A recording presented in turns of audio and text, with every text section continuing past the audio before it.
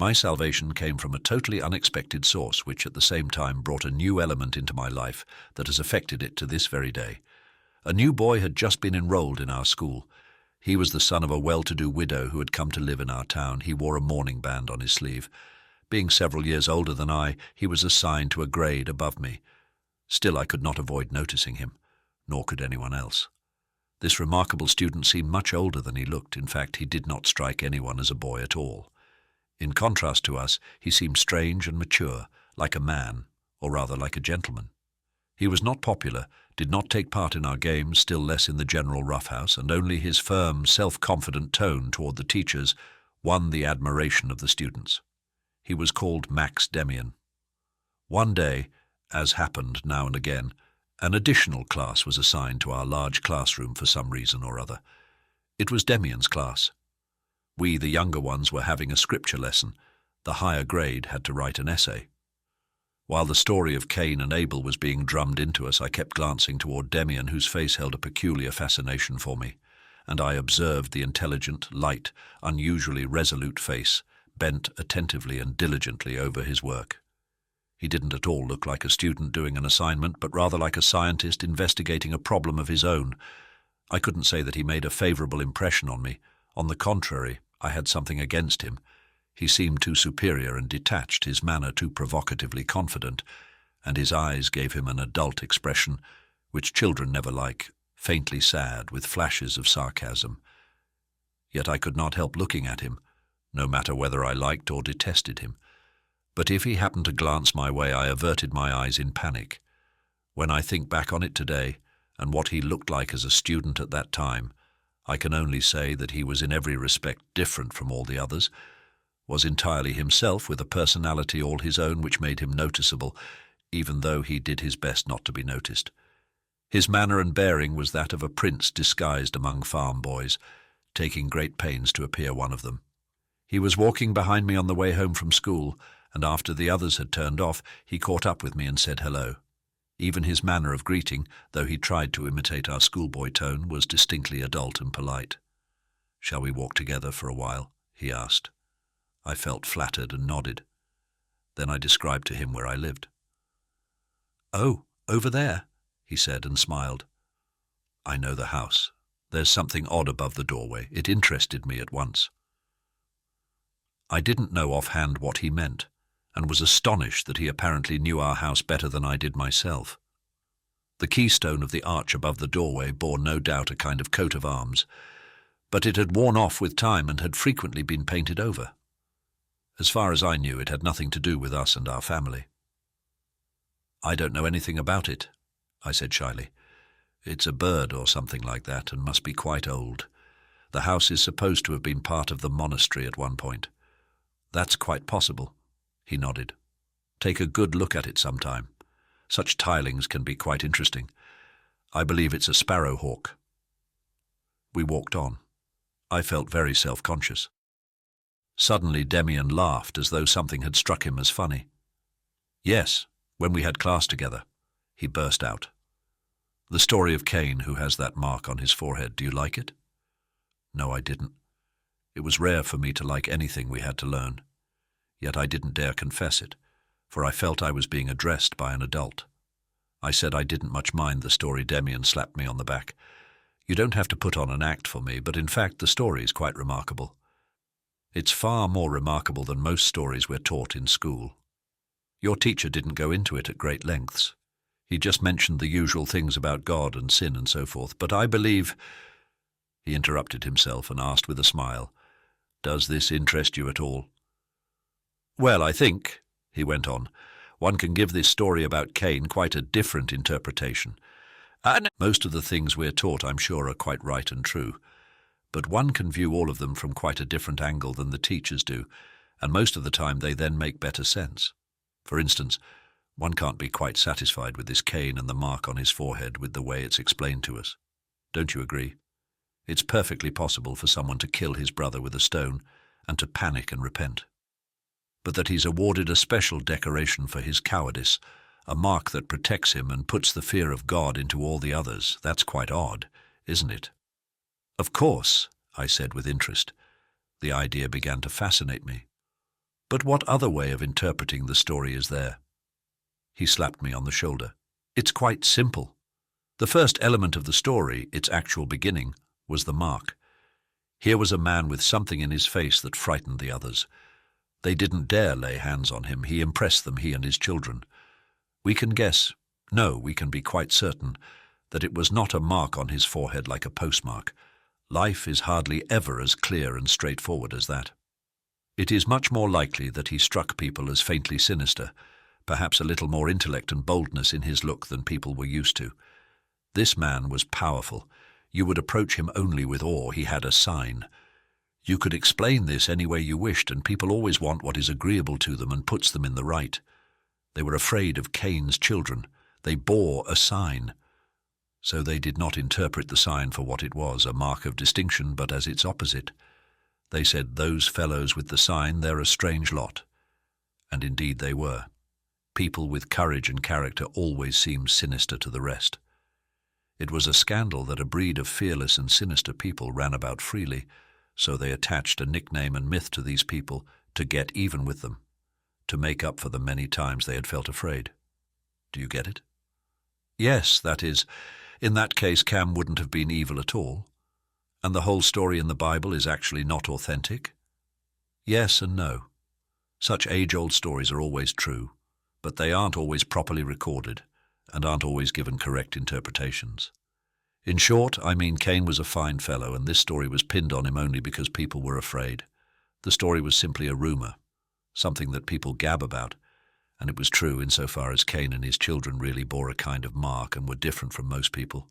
I was astounded. "And do you believe that the business about killing his brother isn't true either?" I asked, entranced. "Oh, that's certainly true. The strong man slew a weaker one. It's doubtful whether it was really his brother, but it isn't important. Ultimately, all men are brothers. So a strong man slew a weaker one. Perhaps it was a truly valiant act, perhaps it wasn't. At any rate, all the other weaker ones were afraid of him from then on. They complained bitterly, and if you asked them, 'Why don't you turn around and slay him too?' they did not reply, 'Because we're cowards,' but rather, 'You can't, he has a sign. God has marked him.' The fraud must have originated some way like that. Oh well, I see I'm keeping you. So long then." He turned into the Altgasse and left me standing there, more baffled than I had ever been in my life. Yet almost as soon as he had gone, everything he had said seemed incredible. Cain a noble person, Abel a coward. Cain's mark a mark of distinction. It was absurd. It was blasphemous and evil. How did God fit in that case? Hadn't he accepted the sacrifice of Abel? Didn't he love Abel? No. What Demian had said was completely crazy, and I suspected that he had wanted to make fun of me and make me lose my footing. He was clever, all right, and he could talk, but he couldn't put that one over, not on me. I had never before given as much thought to a biblical story or to any other story, and for a long time I had not forgotten Franz Kromer as completely, for hours, for a whole evening in fact. At home I read the story once more as written in the Bible. It was brief and unambiguous. It was quite mad to look for a special, hidden meaning. At that rate, every murderer could declare that he was God's darling. No, what Demian had said was nonsense. What pleased me was the ease and grace with which he was able to say such things, as though everything were self-evident, and then the look in his eyes. Something was very wrong with me, though. My life was in very great disorder. I had lived in a wholesome and clean world, had been a kind of Abel myself, and now I was stuck deeply in the other world, had fallen and sunk very low, yet it hadn't basically been my fault. How was I to consider that? And now a memory flashed within me that for a moment almost left me breathless. On that fatal evening when my misery had begun, there had been that matter with my father. There, for a moment, I had seen through him and his world of light and wisdom and had felt nothing but contempt for it. Yes, at that moment I, who was Cain and bore the mark, had imagined that this sign was not a mark of shame, and that because of my evil and misfortune I stood higher than my father, and the pious, the righteous. I had not experienced the moment in this form, in clearly expressed thoughts, but all of this had been contained within it. It had been the eruption of emotions, of strange stirrings, that hurt me yet filled me with pride at the same time. when I considered how strangely Demian had talked about the fearless and the cowardly. What an unusual meaning he had given the mark Cain bore on his forehead. How his eyes, his remarkable adult eyes, had lit up. The question flashed through my mind whether Demian himself was not a kind of Cain. Why does he defend Cain unless he feels an affinity with him? Why does he have such a powerful gaze? Why does he speak so contemptuously of the others, of the timid who actually are the pious, the chosen ones of the Lord?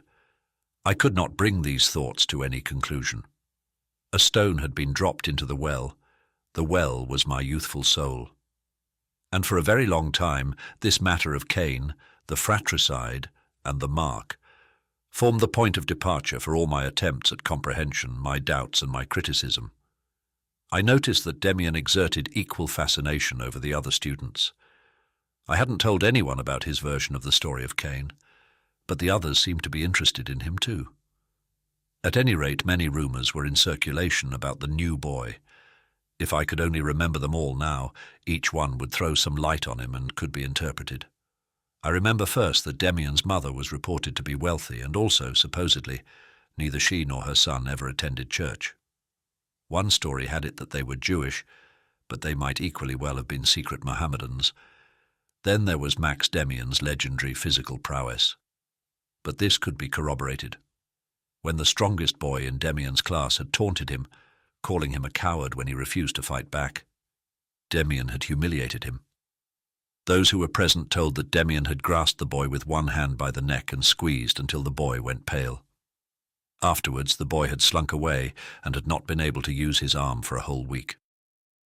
One evening, some boys even claimed that he was dead. For a time, everything, even the most extravagant assertions, were believed. Then everyone seemed to have had their fill of Demian for a while, though not much later gossip again flourished. Some boys reported that Demian was intimate with girls and that he knew everything. Meanwhile, my business with Cromer took its inevitable course. I couldn't escape him, for even when he left me alone for days, I was still bound to him. He haunted my dreams, and what he failed to perpetrate on me in real life, my imagination let him do to me in those dreams in which I was completely his slave. I have always been a great dreamer. In dreams I'm more active than in my real life, and these shadows sapped me of health and energy. A recurring nightmare was that Cromer always maltreated me, spit and knelt on me, and, what was worse, led me on to commit the most horrible crimes, or rather not so much led me on as compelled me through sheer force of persuasion. The worst of these dreams, from which I awoke half mad, had to do with a murderous assault on my father. Cromer whetted a knife, put it in my hand. We stood behind some trees in an avenue and lay in wait for someone, I did not know whom. Yet when this someone approached and Cromer pinched my arm to let me know that this was the person I was to stab, it was my father. Then I would awake. Although I still drew a connection between these events and the story of Cain and Abel, I gave little thought to Max Demian.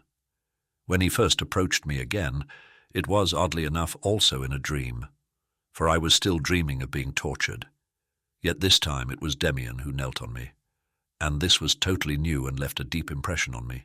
Everything I had resisted, and that had been agony to me when Cromer was my tormentor, I suffered gladly at Demian's hands, with a feeling compounded as much of ecstasy as of fear. I had this dream twice. Then Cromer regained his old place. For years I have been unable to distinguish between what I experienced in these dreams and in real life. In any event, the bad relationship with Cromer continued, and by no means came to an end after I had finally paid my debt out of any number of petty thefts. No, for now he knew of these new thefts, since he asked each time where I had gotten the money, and I was more in bondage to him than ever. Often he threatened to tell everything to my father, but even then my fear was hardly as great as my profound regret at not having done so myself at the very beginning. In the meantime, miserable though I was, I did not regret everything that happened, at least not all the time, and occasionally I even felt that everything had had to happen as it did. I was in the hands of fate, and it was useless to try to escape. Presumably my parents also were distressed by the state I was in. A strange spirit had taken hold of me. I no longer fitted into our community, once so intimate. Yet often a wild longing came over me to return to it as to a lost paradise. My mother in particular treated me more like an invalid than a scoundrel, but my true status within the family I was better able to judge from my sister's attitude. Theirs was one of extreme indulgence, which made it plain that I was considered a kind of madman, more to be pitied for his condition than blamed, but possessed by the devil nonetheless. They prayed for me with unusual fervour, and I was infinitely miserable when I realized the futility of these prayers. Often I felt a burning need for relief, for genuine confession, and yet sensed in advance that I would be unable to tell my mother or father and explain everything properly. I knew that everything I said would be accepted sympathetically, that they would, yes, even feel sorry for me, but that they would not understand, that the whole thing would be regarded as a momentary aberration, whereas in truth it was my fate. I realize that some people will not believe that a child of little more than 10 years is capable of having such feelings. My story is not intended for them. I'm telling it to those who have a better knowledge of man. The adult who has learned to translate a part of his feelings into thoughts notices the absence of these thoughts in a child, and therefore comes to believe that the child lacks these experiences too. Yet rarely in my life have I felt and suffered as deeply as at that time. One day it rained. Cromer had ordered me to meet him at the Burgplatz, and there I stood and waited, shuffling among the wet chestnut leaves that were still falling from the black wet trees. I had no money with me, but I had managed to put aside 2 pieces of cake and had brought them along so as to be able to give Cromer something at least. By now I was used to standing in some corner and waiting for him, often for a very long time, and I accepted it the same way one learns to put up with the inevitable. Cromer showed up finally. He didn't stay long. He poked me in the ribs a few times, laughed, took the cake, even offered me a damp cigarette, which, however, I did not accept, and was friendlier than usual. "Yes," he said nonchalantly before going away. "Before I forget it, you might bring your sister along the next time. The older one, what's her name?" I failed to get his point and made no reply. I only looked at him, surprised. "Don't you understand? You're to bring your sister." "No, Cromer, that's impossible. I wouldn't be allowed to, and she wouldn't come in any case." I was prepared for this new ruse or pretext of his. He did this often, demanded something impossible, frightened and humiliated me, then gradually offered some bargain as a way out, and I had to buy myself off with some money or a gift. This time, however, it was altogether different. My refusal did not seem to make him angry at all. "Well, anyway," he said in a matter-of-fact tone, "think it over. I'd like to meet your sister. We'll find a way one of these days. You could simply take her along on a walk and then I could join you. I'll give you a whistle tomorrow, then we can talk about it some more." After he had left, something of the nature of his request suddenly dawned on me. I was still quite ignorant in these matters, but I knew from hearsay that boys and girls, when they grew older, were able to do certain mysterious, repulsive, forbidden things together. And now I was supposed to— It suddenly flashed on me how monstrous his request was. I knew at once that I would never do it. But what would happen then? What revenge would Cromer take on me? I didn't dare think of it. This was the beginning of a new torture for me. Inconsolable, I walked across the desolate square, hands in my pockets. Further and greater agonies awaited me. Suddenly a vigorous, cheerful voice called me. I was startled and began to flee. Someone ran after me. A hand grasped me gently from behind. It was Max Demian. "Oh, it's you," I said mistrustfully. "You gave me a terrible shock." He looked down at me, and never had his look been more adult, superior, the look of someone who could see through me. We had not spoken to each other for a long time. "I feel sorry for you," he said in his polite yet decisive manner. "Listen, you can't let yourself be frightened like that." "Well, one can't always help it." "So it seems. But look, if you practically go to pieces in front of someone who hasn't done you any harm, then that someone begins to think. He's surprised, he becomes inquisitive, he thinks you're remarkably high-strung and reaches the conclusion that people are always like that when they're deathly afraid. Cowards are constantly afraid, but you're not a coward, are you? Certainly you're no hero either. There are some things you're afraid of, and some people too, and that should never be. You should never be afraid of men. You aren't afraid of me, or are you? Oh no, not at all. Exactly. But there are people you are frightened of. I don't know. Why don't you let me be? He kept pace with me. I'd quickened my steps with thoughts of escaping, and I felt him glancing at me from the side. Let's assume, he began again, that I don't mean to do you any harm. At any rate, you've no need to be afraid of me. I'd like to try out an experiment on you. It might be fun, and you might even learn something from it. Now pay attention.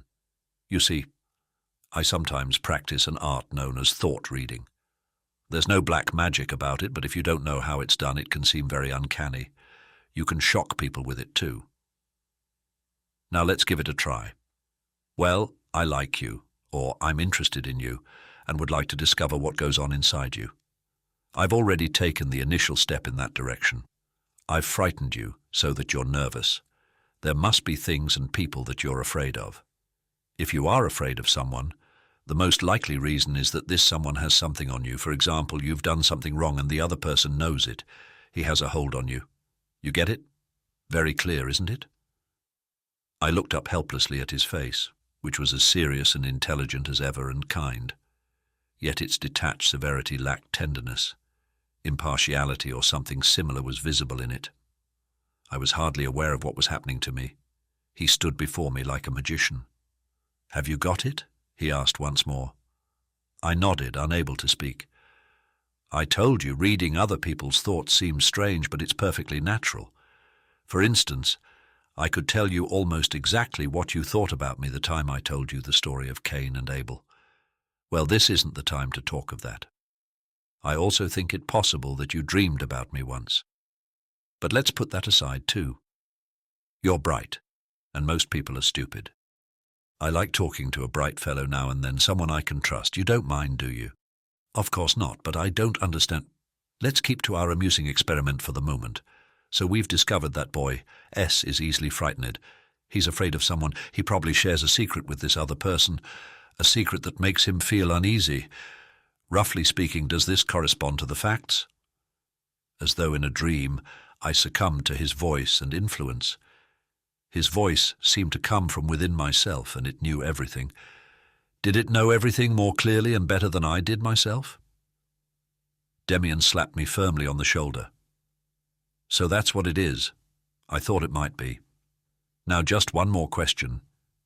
Do you happen to know the name of the boy who left you back there at the Bergplatz? I was terrified. He had touched my secret. What boy? There wasn't any boy there, only me. Go on. He laughed. What's his name? Do you mean Franz Kromer? I whispered. He gave me a satisfied nod. Excellent. You're all right. We'll become friends yet. But first I have to tell you something. This Kromer, or whatever his name is, his face tells me he's a first-rate bastard. What do you think? Yes, I sighed. He's pretty bad. But he mustn't hear about this. For God's sake. He mustn't find out anything. Do you know him? Does he know you? Relax. He's gone, and he doesn't know me, not yet. But I'd like to meet him. He goes to public school, doesn't he? Yes. What grade's he in? The 5th. But don't say anything to him, please. Don't worry. Nothing will happen to you. I take it you don't want to tell me more about this Kromer? I can't. He was silent for a while. Too bad, he said. We could have carried the experiment a stage further, but I don't want to get you all upset. However, you realize, don't you, that your fear of him is all wrong? Such fear can destroy us completely. You've got to get rid of it. You've simply got to if you want to turn into someone decent. You understand that, don't you? Certainly, you're completely right. But it's so complicated, you've no idea. You've seen that I know quite a few things about you, far more than you would have imagined. Do you owe him any money? Yes, that too. But that's not the main thing. I can't tell you. I just can't. Wouldn't it help if I gave you as much as you owe him? No, that's not it. And you promise not to tell anyone about it? Not a word? You can trust me, Sinclair. You can tell me your secret some other time. Never, I shouted. As you like. All I meant was, perhaps you'll tell me more some other time. Voluntarily, of course. You don't think I would treat you the way Cromer does, do you? Oh, no, but what do you know about that anyhow? Nothing whatever. I've merely thought it over, and I'd never do it Cromer's way, you can believe that. Besides, you don't owe me anything. We did not speak for a long time, and I began to calm down. Yet I found Demian's knowledge all the more puzzling. I'm going home now, he said, and gathered his coat closer around him in the rain. There's just one more thing I'd like to say to you since we've gotten so far. You ought to get rid of this bastard. If there's no other way of doing it, kill him. It would impress and please me if you did. I'd even lend you a hand. The story of Cain suddenly recurred to me, and I became afraid again. Everything began to seem so ominous to me that I began to whimper. I was surrounded by too much that I didn't understand. All right, Max Demian smiled.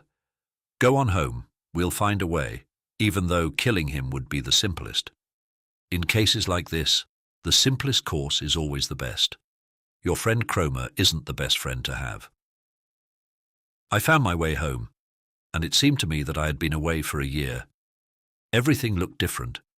Something like a future, like hope, now separated me from Cromer. I was no longer alone. Only now did I realize how horribly alone I had been with my secret for weeks on end.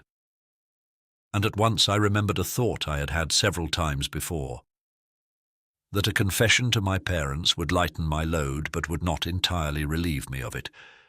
Now I had almost confessed to another, to a stranger, and the sense of relief was like a fresh breeze. Nonetheless, my fear was far from conquered, and I was prepared for a long series of terrible wrangles with my enemy. That was why it seemed remarkable that matters took such a calm, such a discreet course. For one day, for two, for a whole week, there was no sound of Cromer's whistle near our house. I hardly dared believe it, and I constantly lay in wait for the moment when suddenly, when least expected, he would reappear. He seemed to have vanished. Mistrusting my new freedom, I refused to believe in it, that is, until I finally ran into Franz Cromer. When he saw me, he flinched, his face twitched, and he turned away so as to avoid meeting me. It was an unprecedented moment for me. My enemy fleeing from me, my devil afraid of me. A thrill of happy surprise overwhelmed me. One day I ran into Demian again. He was waiting for me in front of school. "Hello," I said. "Good morning, Sinclair. I only wanted to hear how things were going. Cromer isn't bothering you anymore, is he?" "Is that your doing? How did you manage it? I don't understand it at all. He's staying away altogether." "That's good. If he should turn up again, I don't think he will, but he's quite ruthless. Just tell him not to forget Max Demian." "But what's the connection? Did you pick a fight and beat him up?" "No, that's not my way of doing things. I merely talked to him as I did to you and was able to make it clear to him that it is to his advantage to leave you alone. You didn't pay him any money, I hope?" "No, that's your method." He evaded all my questions, leaving me with the same uneasy feeling toward him I'd had before. A strange mixture of gratitude and awe, admiration and fear, sympathy and inward resistance. I decided to seek him out and talk at length about all these matters, as well as about the Cain business. But it did not happen that way. Gratitude is not a virtue I believe in, and to me it seems hypocritical to expect it from a child. Thus, my total ingratitude toward Max Demian does not astonish me too much. Today I have no doubt whatever that I would have been sick and ruined for life had he not freed me from Cromer's clutches. Even at that time I was conscious that this liberation was the greatest experience of my life. But the liberator himself I deserted as soon as he had performed his miracle. As I have said, ingratitude does not surprise me. What does startle me in retrospect is my lack of curiosity. How was I able to go on living a single day without trying to come nearer to the secret which Demian had revealed to me? How was it I did not want to hear more about Cain, more about Cromer, more about Demian's ability to read other people's thoughts? It is almost incredible, and yet it was so. I suddenly found myself extricated from a demonic labyrinth. I again saw the world bright and joyful before me, and no longer succumbed to fits of suffocating fear. The spell was broken. I was no longer damned and tormented. I was a schoolboy again, and my whole being sought to regain its peaceful equilibrium as quickly as possible, making a particular effort to repel and forget the ugly, threatening things I had come to know. The whole episode of my guilt and fright slipped from my memory with incredible speed, and without apparently leaving any scars or deep impressions behind. However, today, I can understand why I strained to forget my Saviour so quickly. I fled from the valley of sorrow, my horrible bondage to Chroma, with all the strength at the command of my injured soul, back to where I had been happy and content, back to the lost paradise that was opening up again now, back to the light, untroubled world of mother and father, my sisters, the smell of cleanliness, and the piety of Abel. Already the day after my short talk with Demian, when I was fully convinced at last of having regained my freedom and no longer feared losing it again, I did what I had wanted to do so often and desperately before. I confessed. I went to my mother. I showed her the damaged piggy bank filled with play money, and I told her for how long I had bound myself through my own guilt to an evil tenanter. She did not understand everything, but she saw. She saw my changed expression, heard the change in my tone of voice, and felt that I was cured and had been restored to her. And now began the feast of my readmittance to the fold, the return of the prodigal son. Mother took me to my father.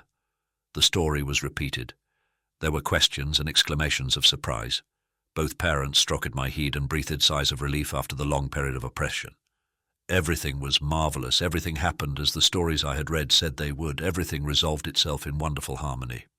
I drugged myself on the satisfaction of having regained my peace of mind and the confidence of my parents. I became a most exemplary boy at home, played more than ever with my sisters, and during the devotional period sang all my favorite hymns with the fervor of one who has been saved, who has been converted. It came from my heart. There was nothing false about it. Still, not everything was back in order, and this is the fact that really accounts for my neglect of Demian. I should have confessed to him. The confession would have been less emotional and touching, but it would have been far more fruitful. I had returned to my former, my Edenic world. This was not Demian's world, and he would never have been able to fit into it. He too, though differently from Chroma, was a tempter. He too was a link to the second, the evil world with which I no longer wanted to have anything to do. I did not want to sacrifice Abel to glorify Cain, not just now when I had once more become Abel. Those were the superficial reasons. The inner ones, however, were as follows. I was free of Chroma and the devil's hands, but through no power or effort of my own. I had tried to pass through the labyrinth of the world, but the way had proved too intricate for me. Now that a friendly hand had extricated me, I retreated, looking neither to the left nor to the right, but went straight to my mother's lap and the security of a pious, sheltered childhood. I turned myself into someone younger, more dependent, more childish than I was. I had to replace my dependence on Chroma with a new one, for I was unable to walk alone. So, in the blindness of my heart, I chose to be dependent on my father and mother, on the old cherished world of light, though I knew by now that it was not the only one. If I had not followed this course, I would have had to bank on Demian and entrust myself to him. That I did not do so at the time seemed to me to be the result of my justifiable suspicion of his strange ideas. In reality, it was entirely because of my fear. For Demian would have been far more exacting than my parents. He would have tried to make me more independent by using persuasion, exhortation, mockery, and sarcasm. I realize today that nothing in the world is more distasteful to a man than to take the path that leads to himself.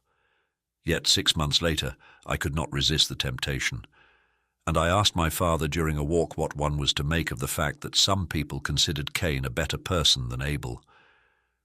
He was much taken aback and explained that this was an interpretation entirely lacking in originality, that it had already arisen in Old Testament times and had been taught by a number of sects, one of which were called the Cainites.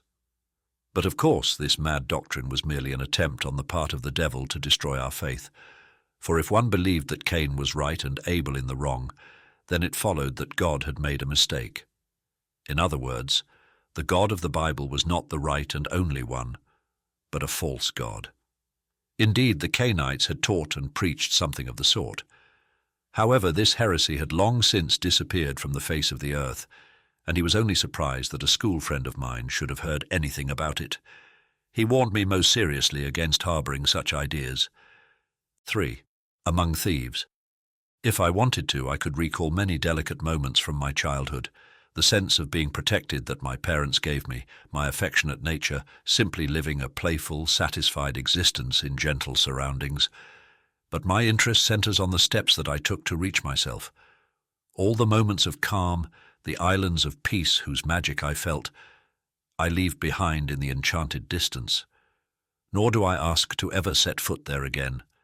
That is why, as long as I dwell on my childhood, I will emphasize the things that entered it from outside, that were new, that impelled me forward or tore me away. These impulses always came from the other world and were accompanied by fear, constraint, and a bad conscience. They were always revolutionary and threatened the calm in which I would gladly have continued to live. Then came those years in which I was forced to recognize the existence of a drive within me that had to make itself small and hide from the world of light. The slowly awakening sense of my own sexuality overcame me, as it does every person like an enemy and terrorist, as something forbidden, tempting and sinful. What my curiosity sought, what dreams, lust and fear created, the great secret of puberty, did not fit at all into my sheltered childhood. I behaved like everyone else. I led the double life of a child who is no longer a child. My conscious self lived within the familiar and sanctioned world. It denied the new world that dawned within me. Side by side with this, I lived in a world of dreams, drives, and desires of a chthonic nature, across which my conscious self desperately built its fragile bridges, for the childhood world within me was falling apart. Like most parents, mine were no help with the new problems of puberty, to which no reference was ever made. All they did was take endless trouble in supporting my hopeless attempts to deny reality and to continue dwelling in a childhood world that was becoming more and more unreal. I have no idea whether parents can be of help, and I do not blame mine. It was my own affair to come to terms with myself and to find my own way, and like most well-brought-up children, I managed it badly. Everyone goes through this crisis.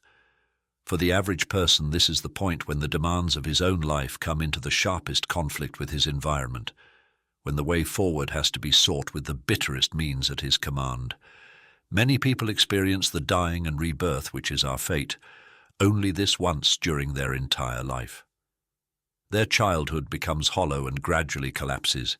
Everything they love abandons them, and they suddenly feel surrounded by the loneliness and mortal cold of the universe. Very many are caught forever in this impasse, and for the rest of their lives cling painfully to an irrevocable past, the dream of the lost paradise, which is the worst and most ruthless of dreams. But let me return to my story.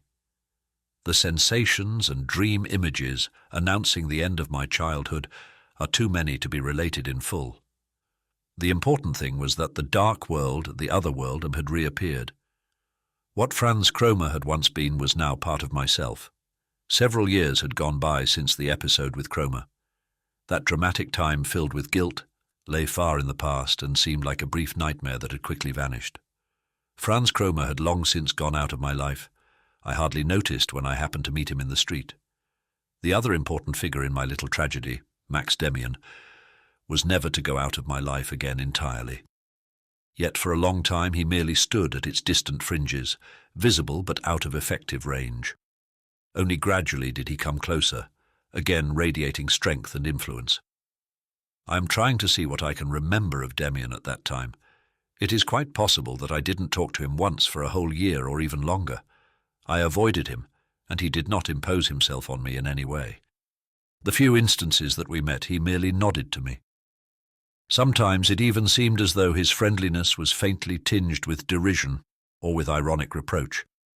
But I may have imagined this. The experience that we had shared and the strange influence he had exerted on me at that time were seemingly forgotten by both of us. I can conjure up what he looked like, and now that I begin to recollect, I can see that he was not so far away from me after all, and that I did notice him. I can see him on his way to school, alone or with a group of older students, and I see him strange, lonely, and silent, wandering among them like a separate planet, surrounded by an aura all his own, a law unto himself. No one liked him. No one was on intimate terms with him except his mother, and this relationship too seemed not that of a child but of an adult. When they could, the teachers left him to himself. He was a good student but took no particular trouble to please anyone. Now and again we heard of some word, some sarcastic comment or retort he was rumoured to have made to a teacher, and which, as gems of provocation and cutting irony, left little to be desired. As I close my eyes to recollect, I can see his image rise up. Where was that? Yes, I have it now, in the little alley before our house. One day I saw him standing there, notebook in hand, sketching.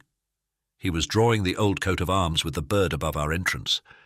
As I stood at the window behind the curtain and watched him, I was deeply astonished by his perceptive, cool, light-skinned face that was turned toward the coat of arms, the face of a man, of a scientist or artist, superior and purposeful, strangely lucid and calm, and with knowing eyes. And I can see him on another occasion. It was a few weeks later, also in a street. All of us on our way home from school were standing about a fallen horse. It lay in front of a farmer's cart, still harnessed to the shaft, snorting pitifully with dilated nostrils and bleeding from a hidden wound, so the white dust on one side of the street was stained. As I turned away nauseous, I beheld Demian's face. He had not thrust himself forward, but was standing farthest back, at ease and as elegantly dressed as usual. His eyes seemed fixed on the horse's head, and again showed that deep, quiet, almost fanatical yet dispassionate absorption. I could not help looking at him for a time, and it was then that I felt a very remote and peculiar sensation. I saw Demian's face, and I not only noticed that it was not a boy's face, but a man's. I also felt or saw that it was not entirely the face of a man either, but had something feminine about it too. Yet the face struck me at that moment as neither masculine nor childlike, neither old nor young, but somehow 1,000 years old, somehow timeless, bearing the scars of an entirely different history than we knew. Animals could look like that, or trees, or planets. None of this did I know consciously. I did not feel precisely what I say about it now as an adult, only something of the kind. Perhaps he was handsome, perhaps I liked him, perhaps I also found him repulsive. I could not be sure of that either. All I saw was that he was different from us. He was like an animal or like a spirit or like a picture. He was different, unimaginably different from the rest of us. My memory fails me, and I cannot be sure whether what I have described has not to some extent been drawn from later impressions. Only several years later did I again come into closer contact with him. Demian had not been confirmed in church with his own age group, as was the custom, and this again made him the object of wild rumours. Boys in school repeated the old story about his being Jewish, or more likely a heathen, and others were convinced that both he and his mother were atheists or belonged to some fabulous and disreputable sect. In connection with this, I also remember having heard him suspected of being his mother's lover. Most probably he had been brought up without any religious instruction whatever, but now this seemed to be in some way ominous for his future. At rate, his mother decided to let him take confirmation lessons after all, though 2 years later than his age group. So it came about that he went to the same confirmation class as I did. For a time I avoided him entirely. I wanted no part of him. He was surrounded by too many legends and secrets, but what bothered me most was a feeling of being indebted to him that had not left me since the Cromer affair. I now had enough trouble with secrets of my own, for the confirmation lessons coincided with my decisive enlightenment about sex, and despite all good intentions, my interest in religious matters was greatly diminished. What the pastor discussed lay far away in a very holy but unreal world of its own. These things were no doubt quite beautiful and precious, but they were by no means as timely and exciting as the new things I was thinking about. The more indifferent this condition made me to the confirmation lessons, the more I again became preoccupied with Max Demian. There seemed to be a bond between us, a bond that I shall have to trace as closely as possible. As far as I can remember, it began early one morning while the light still had to be turned on in our classroom. Our scripture teacher, a pastor, had embarked on the story of Cain and Abel. I was sleepy and listened with only half an ear. When the pastor began to hold forth loudly and urgently about Cain's mark, I felt almost a physical touch, a warning, and looking up I saw Max Demian's face half turned round toward me from one of the front rows, with a gleaming eye that might express scorn as much as deep thought. You could not be sure. He looked at me for only a moment, and suddenly I listened tensely to the pastor's words, heard him speak about Cain and his mark, and deep within me I felt the knowledge that it was not as he was teaching it, that one could look at it differently, that his view was not above criticism. This 1 minute re-established the link between me and Demian. And how strange, hardly was I aware of a certain spiritual affinity when I saw it translated into physical closeness. I had no idea whether he was able to arrange it this way himself or whether it happened only by chance. I still believed firmly in chance at that time. But after a few days, Demian suddenly switched seats in confirmation class and came to sit in front of me. I can still recall it precisely. In the miserable poorhouse air of the overcrowded classroom, I loved the scent of fresh soap emanating from his nape. And after a few days, he had again changed seats and now sat next to me. There he stayed all winter and spring. The morning hours had changed completely. They no longer put me to sleep or bored me. I actually looked forward to them. Sometimes both of us listened to the pastor with the utmost concentration, and a glance from my neighbour could draw my attention to a remarkable story, an unusual saying. A further glance from him, a special one, could make me critical or doubtful. Yet all too frequently we paid no attention. Demian was never rude to the teacher or to his fellow students. I never saw him indulge in the usual pranks. Not once did I hear him guffaw or gossip during class, and he never incurred a teacher's reprimand. But very quietly, and more with signs and glances than whispering, he contrived to let me share in his activities, and these sometimes were strange. For instance, he would tell me which of the students interested him and how he studied them. About some of them he had very precise knowledge. He would tell me before class, "When I signal with my thumb, so-and-so will turn round and look at us, or will scratch his neck." During the period, when it had almost completely slipped my mind, Max would suddenly make a significant gesture with his thumb. I would glance quickly at the student indicated, and each time I saw him perform the desired movement like a puppet on a string. I begged Max to try this out on the pastor, but he refused. Only once, when I came to class unprepared and told him that I hoped the pastor would not call on me that day, he helped me. The pastor looked for a student to recite an assigned catechism passage, and his eyes sweeping through the room came to rest on my guilty face. Slowly he approached me, his finger pointing at me, my name beginning to form on his lips, when suddenly he became distracted or uneasy, pulled at his shut collar, stepped up to Demian, who was looking him directly in the eye and seemed to want to ask him something, but he turned away again, cleared his throat a few times, and then called on someone else. Even though these tricks amused me, I began to notice gradually that my friend frequently played the same game with me. It would happen on my way to school that I would suddenly feel Demian walking not far behind me, and when I turned around, he was there, in fact. "Can you actually make someone think what you want him to?" I asked him. He answered readily in his quiet, factual and adult manner. "No," he said, "I can't do that. You see, we don't have free will, even though the pastor makes believe we do. A person can neither think what he wants to, nor can I make him think what I want to. However, one can study someone very closely, and then one can often know almost exactly what he thinks or feels, and then one can also anticipate what he will do the next moment. It's simple enough, only people don't know it. Of course you need practice. For example, there is a species of butterfly, a night moth, in which the females are much less common than the males. The moths breed exactly like all animals. The male fertilizes the female, and the female lays the eggs.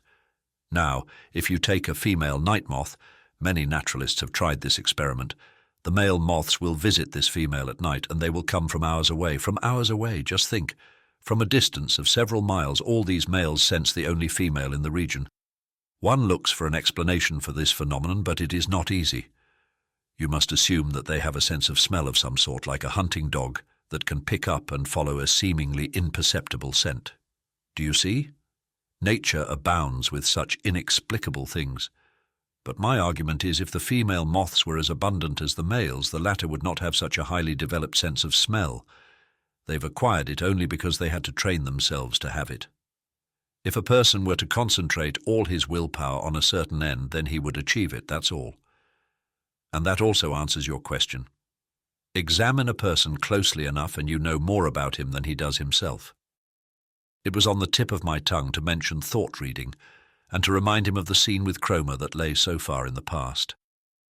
But this, too, was strange about our relationship. Neither he nor I ever alluded to the fact that several years before he had intruded so seriously into my life. It was as though nothing had ever been between us, or as though each of us banked on it, that the other had forgotten. On one or two occasions it even happened that we caught sight of Cromer somewhere in the street. Yet we neither glanced at each other nor said a word about him. "What is all this about the will?" I asked. "On the one hand, you say our will isn't free. Then again, you say we only need to concentrate our will firmly on some end in order to achieve it. It doesn't make sense. If I'm not master of my own will, then I'm in no position to direct it as I please." He patted me on the back, as he always did when he was pleased with me. "Good that you ask," he said, laughing. "You should always ask, always have doubts. But the matter is very simple. If, for example, a night moth were to concentrate its will on flying to a star or on some equally unattainable object, it wouldn't succeed. Only, it wouldn't even try in the first place. A moth confines its search to what has sense and value for it, on what it needs, what is indispensable to its life. And that's how a moth achieves the incredible. It develops a magic sixth sense which no other creature has. We have a wider scope, greater variety of choice, and wider interests than an animal. But we, too, are confined to a relatively narrow compass which we cannot break out of. If I imagined that I wanted under all circumstances to get to the North Pole, to achieve it, I would have to desire it strongly enough so that my whole being was ruled by it. Once that is the case, once you have tried something that you have been ordered to do from within yourself, then you'll be able to accomplish it. Then you can harness your will to it like an obedient nag. But if I were to decide to will that the pastor should stop wearing his glasses, it would be useless. That would be making a game of it. But at that time in the fall, when I was resolved to move away from my seat in the front row, it wasn't difficult at all. Suddenly there was someone whose name preceded mine in the alphabet and who had been away sick until then.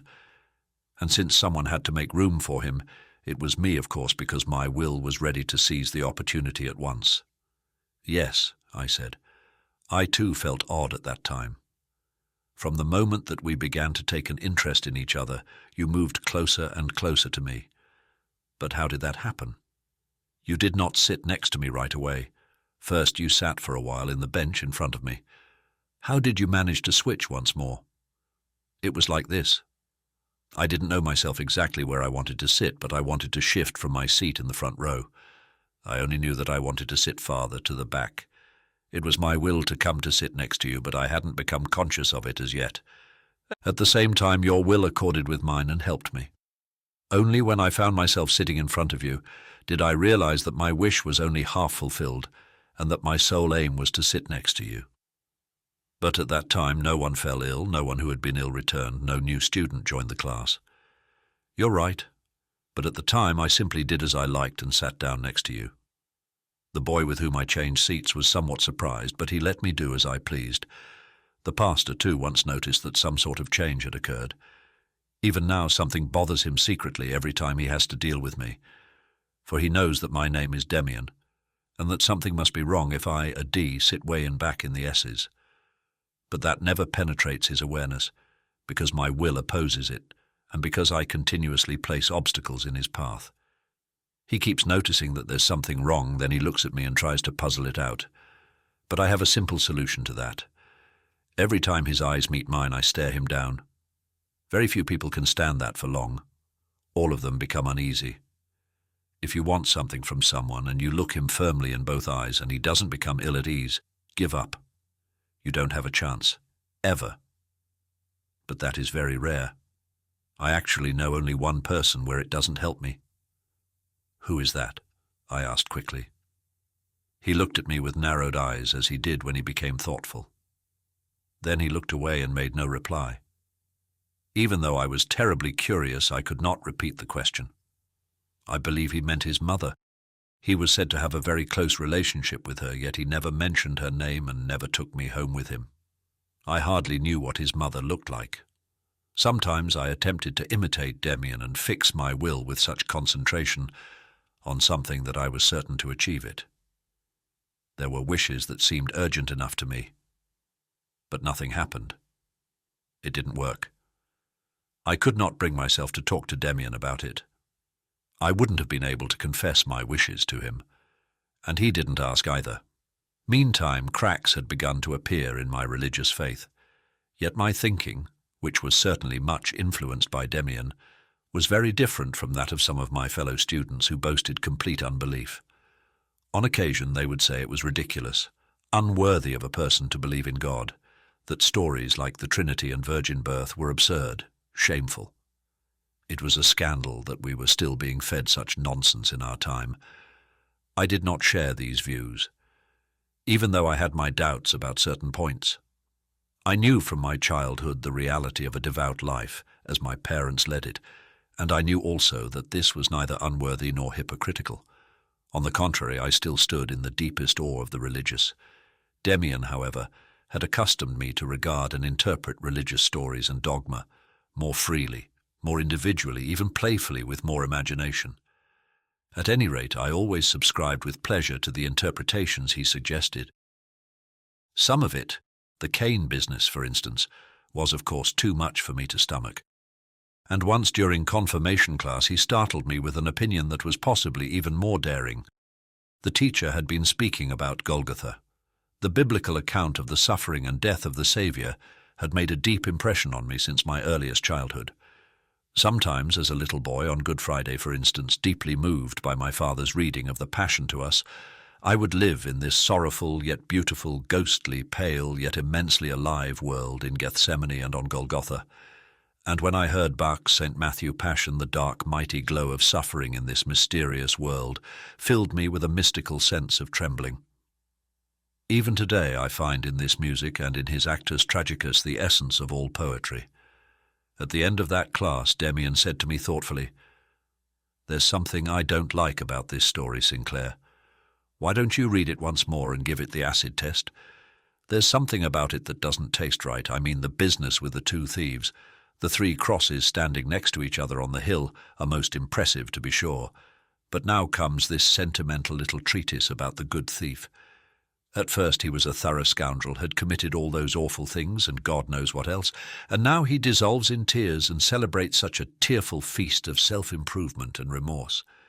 What's the sense of repenting if you're 2 steps from the grave, I ask you? Once again, it's nothing but a priest's fairy tale, saccharine and dishonest, touched up with sentimentality and given a highly edifying background. If you had to pick a friend from between the two thieves or decide which of the two you had rather trust, you most certainly wouldn't select that snivelling convert. No, the other fellow, he's a man of character. He doesn't give a hoot for conversion, which to a man in his position can't be anything but a pretty speech. He follows his destiny to its appointed end and does not turn coward and forswear the devil, who has aided and abetted him until then. He has character, and people with character tend to receive the short end of the stick in biblical stories. Perhaps he's even a descendant of Cain. Don't you agree? I was dismayed. Until now I had felt completely at home in the story of the crucifixion. Now I saw for the first time with how little individuality, with how little power of imagination I had listened to it and read it. Still, Demian's new concept seemed vaguely sinister, and threatened to topple beliefs on whose continued existence I felt I simply had to insist. No, one could not make light of everything, especially not of the most sacred matters. As usual, he noticed my resistance even before I had said anything. "I know," he said in a resigned tone of voice. "It's the same old story. Don't take these stories seriously. But I have to tell you something. This is one of the very places that reveals the poverty of this religion most distinctly.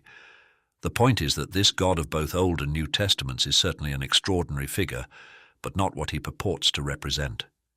He is all that is good, noble, fatherly, beautiful, elevated, sentimental, true. But the world consists of something else besides. And what is left over is ascribed to the devil. This entire slice of world, this entire half is suppressed and hushed up. In exactly the same way they praise God as the Father of all life, but simply refuse to say a word about our sexual life on which it's all based, describing it whenever possible as sinful, the work of the devil. I have no objection to worshipping this God Jehovah, far from it. But I mean we ought to consider everything sacred, the entire world, not merely this artificially separated half. Thus, alongside the divine service, we should also have a service for the devil. I feel that would be right. Otherwise you must create for yourself a God that contains the devil too, and in front of which you needn't close your eyes when the most natural things in the world take place. It was most unusual for him to become almost vehement, but at once he smiled and did not probe any further. His words, however, touched directly on the whole secret of my adolescence, a secret I carried with me every hour of the day and of which I had not said a word to anyone ever. What Demian had said about God and the devil, about the official godly and the suppressed devilish one, corresponded exactly to my own thoughts, my own myth, my own conception of the world as being divided into two halves, the light and the dark. The realization that my problem was one that concerned all men, a problem of living and thinking, suddenly swept over me, and I was overwhelmed by fear and respect as I suddenly saw and felt how deeply my own personal life and opinions were immersed in the eternal stream of great ideas. Though it offered some confirmation and gratification, the realization was not really a joyful one. It was hard and had a harsh taste because it implied responsibility and no longer being allowed to be a child. It meant standing on one's own feet. Revealing a deep secret for the first time in my life, I told my friend of my conception of the two worlds. He saw immediately that my deepest feelings accorded with his own, but it was not his way to take advantage of something like that. He listened to me more attentively than he had ever before and peered into my eyes so that I was forced to avert mine, for I noticed in his gaze again that strange animal-like look, expressing timelessness and unimaginable age. "We'll talk more about it some other time," he said forbearingly. "I can see that your thoughts are deeper than you yourself are able to express. But since this is so, you know, don't you, that you've never lived what you are thinking, and that isn't good. Only the ideas that we actually live are of any value. You knew all along that your sanctioned world was only half the world, and you tried to suppress the second half the same way the priests and teachers do. You won't succeed. No one succeeds in this once he has begun to think." This went straight to my heart. "But there are forbidden and ugly things in the world," I almost shouted. "You can't deny that. And they are forbidden, and we must renounce them. Of course I know that murder and all kinds of vices exist in the world, but should I become a criminal just because they exist?" "We won't be able to find all the answers today," Max soothed me. "Certainly you shouldn't go kill somebody or rape a girl, no. But you haven't reached the point where you can understand the actual meaning of permitted and forbidden. You've only sensed part of the truth. You will feel the other part too, you can depend on it. For instance, for about a year you have had to struggle with a drive that is stronger than any other and which is considered forbidden. The Greeks and many other peoples, on the other hand, elevated this drive, made it divine, and celebrated it in great feasts. What is forbidden, in other words, is not something eternal. It can change. Anyone can sleep with a woman as soon as he's been to a pastor with her and has married her. Yet other races do it differently, even nowadays. That is why each of us has to find out for himself what is permitted and what is forbidden. Forbidden for him. It's possible for one never to transgress a single law and still be a bastard, and vice versa. Actually, it's only a question of convenience. Those who are too lazy and comfortable to think for themselves and be their own judges obey the laws. Others sense their own laws within them. Things are forbidden to them that every honorable man will do any day in the year, and other things are allowed to them that are generally despised. Each person must stand on his own feet. Suddenly he seemed to regret having said so much and fell silent. I could already sense what he felt at such moments. Though he delivered his ideas in a pleasant and perfunctory manner, he still could not stand conversation for its own sake, as he once told me. In my case, however, he sensed, besides genuine interest, too much playfulness, too much sheer pleasure in clever gabbing or something of the sort. In short, a lack of complete commitment. As I reread the last two words I have just written, complete commitment, a scene leaps to mind, the most impressive I ever experienced with Max Demian in those days when I was still half a child. Confirmation day was approaching, and our lessons had the Last Supper for their topic. This was a matter of importance to the pastor, and he took great pains explaining it to us. One could almost taste the solemn mood during those last hours of instruction, and of all times it had to be now that my thoughts were farthest from class, for they were fixed on my friend. While I looked ahead to being confirmed, which was explained to us as a solemn acceptance into the community of the church, I could not help thinking that the value of this religious instruction consisted for me not in what I had learned, but in the proximity and influence of Max Demian. It was not into the church that I was ready to be received, but into something entirely different, into an order of thought and personality that must exist somewhere on earth, and whose representative or messenger I took to be my friend. I tried to suppress this idea. I was anxious to involve myself in the confirmation ceremony with a certain dignity, and this dignity seemed not to agree very well with my new idea. Yet, no matter what I did, the thought was present, and gradually it became firmly linked with the approaching ceremony. I was ready to enact it differently from the others, for it was to signify my acceptance into a world of thought as I had come to know it through Demian. On one of those days it happened that we were having an argument just before class. My friend was tight-lipped and seemed to take no pleasure in my talk, which probably was self-important as well as precocious. "We talk too much," he said with unwanted seriousness. "Clever talk is absolutely worthless. All you do in the process is lose yourself, and to lose yourself is a sin. One has to be able to crawl completely inside oneself like a tortoise." Then we entered the classroom. The lesson began, and I made an effort to pay attention. Demian did not distract me.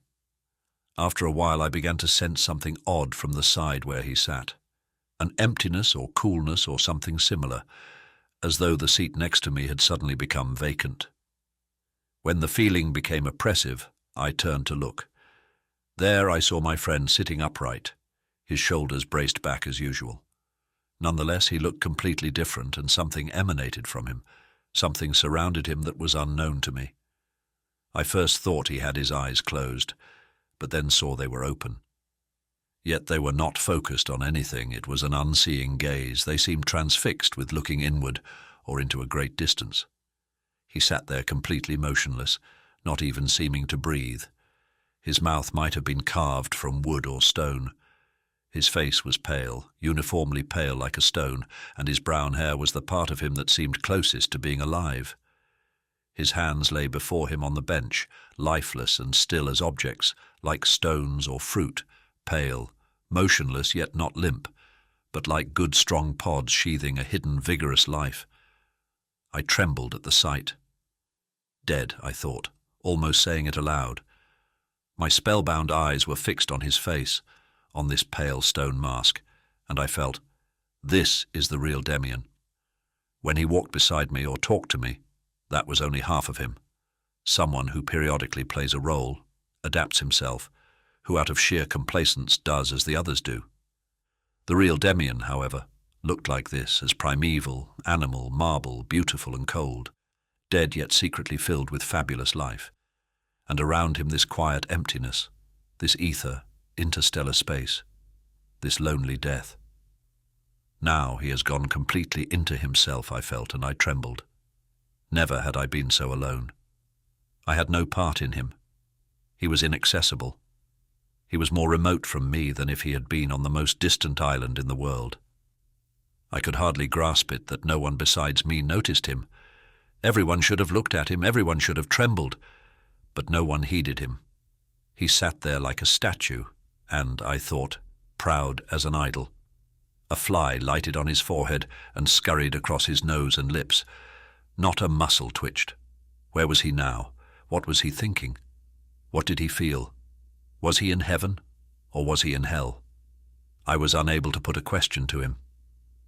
At the end of the period, when I saw him alive and breathing again as his glance met mine, he was the same as he had been before.